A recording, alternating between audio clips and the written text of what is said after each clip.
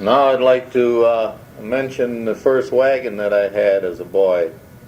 Uh, you recall my mentioning earlier in one of my messages here to you about the Canton hardware store located a block from home. Well, this store, like all hardware stores, would put implements and things out in front of the store on display, and they had this beautiful red wagon down there.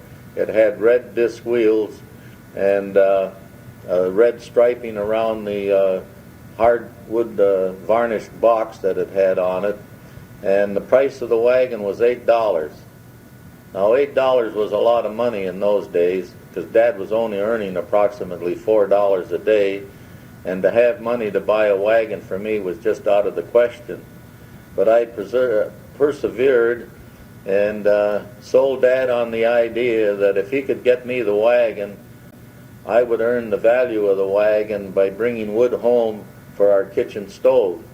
We had a sawmill located out on the Taprock River Road, and it was about a mile out of town, and we boys were allowed to go out there and pick over the scrap heap and salvage small blocks of wood and whatever other things that were out there.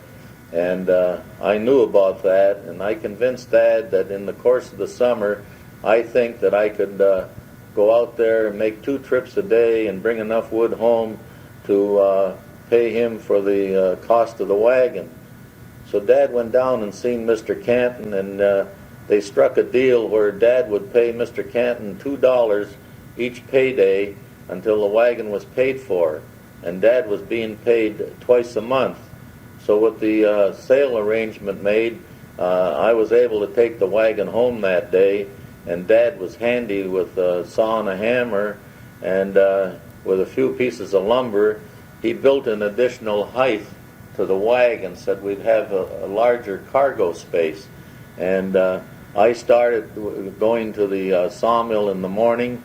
I would pick up a load of these blocks of wood and get back home again and rest, have lunch, and then in the afternoon, if it was a warm, sunny day, I would take my bathing suit with me, and I'd walk that mile back out there again, pulling the wagon, and I'd load up with wood, and on the return trip, I'd stop off at the Taprock River Bridge.